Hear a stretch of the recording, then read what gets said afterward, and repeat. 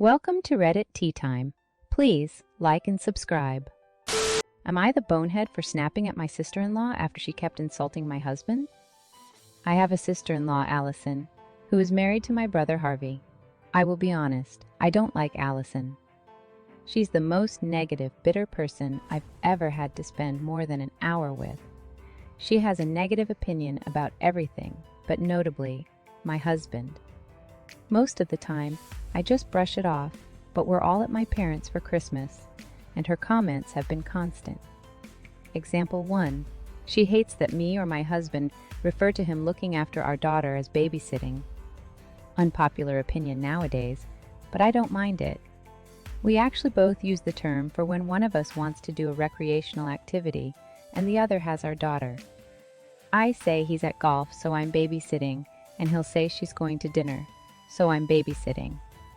However, Alison is only upset when my husband says it. Example 2. She needles him by asking pointed questions that she thinks any mother would know, and then gets smug when he doesn't know the answer. Example 3.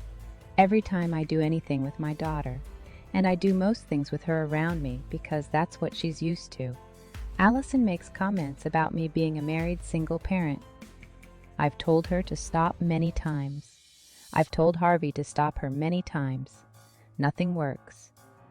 My husband and I have an agreement that we don't fight with the other side of the family, so I feel bad that I haven't been able to do anything about Alison's comments. Then, 2 days ago, we were all in the dining room, with the exception of my husband, who was finishing up some work.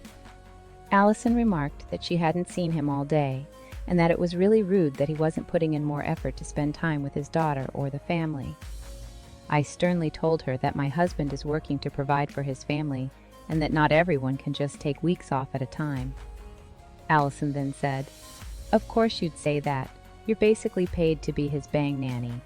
I'm a stay-at-home mom." I cannot remember the last time I was so enraged. Before I could even fully process my own thoughts, I said, "Yeah, and you get cheated on for free. Tell me who got the better deal." For context, everyone knows about Harvey's indiscretions, but I guess Alison didn't know we were aware. Alison went silent, then left the table. It's been 2 days and she hasn't said a word to me, barely any to anyone else, won't even make eye contact. Harvey is livid that I brought it up, but I told him he had his chance to make her stop, and he didn't, so I did. My dad said she effed around and found out. My mom said she feels bad because Alison is quite obviously humiliated. I said she earned it from how she was always trying to embarrass my husband. But my mom says it's different because no one took her seriously. I think she threw a stone straight through her glass house. But she does seem really miserable, so I'm wondering if I'm the bonehead. Now for my comments. Damn. Alison's constant belittling and undermining of your husband's role as a parent were completely out of line. It's understandable that you reached a breaking point after enduring her remarks for so long. I don't blame you for saying what you said, and in fact, I admire your quick comeback. But part of me still feels bad for Alison. She's probably just jealous of your relationship with your husband, and more than likely wishes the philandering Harvey were more like him. Still, while revealing sensitive information about her marital issues in retaliation and shutting her down might not have been the ideal response, she did bring it upon herself. It's a situation where the simmering frustration boiled over, and while the heat of the moment can cause reactions like these, it's essential to reassess how to handle such conflicts more constructively in the future. Good for you for standing up for your husband, but finding more diplomatic ways to address this ongoing issue with Alison might be beneficial for family dynamics moving forward. Am I the bonehead for not thinking of dinner for my family before I left? I, 30 female, had a funeral to attend with my older son, 12 male, of his best friend's mom, who is also one of my best friends. My husband, 29 male, didn't want to go. I left work an hour early to get the kids settled and get myself ready, so as soon as he got home from work, I was walking out the door as previously planned. I only decided to attend with my oldest son and leave the other children, 5 male, 6 male, 8 female, 10 male. Home with my husband. We left at 3 p.m. and it lasted until 8:30 p.m. We were included in the food after. I didn't buy or bring food home. I assumed that if I was busy, my husband could handle it. However, I walked into kids starving, and my husband yelling at me that I didn't buy him food on the way home. He didn't even ask. So am I the bonehead for not preparing dinner or buying dinner? Now for my comments. I think a little more information is needed. You said you planned it with him. Was there no mention of dinner for the family during this planning process? It seems like there was a miscommunication or assumption about dinner plans here. You had a prior commitment that included your older son, and in the rush, it might not have occurred to you to arrange dinner for the rest of the family. However, it's also understandable that your husband might have expected some preparation or a heads up about dinner arrangements, especially with young kids at home. However, given how busy you were, your husband should have taken the initiative to arrange something for dinner. Once the kids became very hungry, he should have fed them instead of continuing to wait for you. He should have also called to let you know nothing was being done about dinner. I personally would have assumed the adult in the house would feed the hungry kids. You both suck for not communicating properly and letting your kids go hungry. Am I the bonehead for not putting a stop to my stepdaughter correcting the food the host made? I, 32 female, have been dating a widower with a daughter, Nara, 12 female, for a year. We recently moved to a new city because of my boyfriend's job promotion. I freelance and are in the middle of settling down. Nara and I get along very well. Nara plays tennis. Since the move, she's been in the school team and competed a bit. The parents of her teammates often organize some kind of get-together, and her father and I tried our best to have her attend most of them. I would say Nara got along well with all her teammates, and I thought the parents were friendly. Last week, the team captain's parents hosted a potluck party at their place. Nara and I brought over some brownies. There really was a lot of all kinds of food. The team captain's father did most of the greeting, telling us his wife was preparing something special for us all. Once everyone was at the party, the wife came out of the kitchen with a special dish, a recipe of a specific country. Now Nara looks white, but her late mother actually came from that very country. The wife of the host began to serve everyone and share her recipe and ingredients, and how it was not that difficult to make once you substitute the local ingredients and feel free to ask her for tips. At this point, Nara spoke up, saying that the authentic recipes included such and how their particular scent and taste added to the whole experience of eating the dish. She said if so many substitutes were used, they may as well call the dish a different name. The wife host looked a little unsettled and told Nara that she and her husband traveled a lot in their youth, and she had the dish many times and knew what it was supposed to taste like, and the substituted ingredients worked just fine. Nara then said her mom was from the dish's country of origin, and she understood that some ingredients were hard to come by, but substituting so much turned the dish into something else altogether. During all this, I mostly kept silent. Nara was not being rude, just matter of fact, and as this was a matter of her heritage, I thought she could speak up. The host wife spluttered a bit, before saying everyone should just go ahead and enjoy her dish, no matter the name. Everyone tried, though nobody asked for seconds.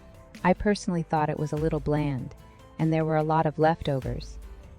Nara's team captain later called her, thanking her for putting her annoying stepmom in her place. When my boyfriend came back from his business trip and learned of this, however, he thought I should have reprimanded Nara for being rude to the host. He also had a talk with Nara, and she seemed to be sulking a bit, though she was not grounded or anything. Am I the bonehead? Now for my comments. Nara sounds like quite the knowledgeable young lady. It seems like she was trying to share some insight into the dish from her cultural background. While she might have been a bit direct in her approach, her intention was likely to honor the authenticity of the recipe, given her personal connection to its cultural roots. However, she was rude, and you were the bonehead for not stopping her. She essentially got into an argument with the host's wife, told her the food she went out of her way to prepare was not authentic and implied it wouldn't taste good. I'm pretty sure that's why there were a lot of leftovers. Not to mention, she's a child criticizing an adult in her own home. She went too far and you should have stopped her. The fault is not hers, because again, she's young. You should have known better. It is hard to find the right ingredients to make certain dishes from certain cultures. Substituting ingredients is not a crime, but little Nara sure made it look that way. Your boyfriend clearly felt that reprimanding Nara was necessary to maintain good relationships with new acquaintances. It might be a good idea to discuss as a family how to navigate similar situations respectfully in the future. Both you and Nara need lessons on social niceties. Am I the bonehead for not congratulating my sister on her pregnancy? I honestly don't understand why everyone thinks I am the bonehead here, so I thought I'd ask internet strangers. I, 25 female, went back home to visit my family before the holidays. I'm going abroad for a vacation during the actual holiday season, so this was the time that worked out the best for me.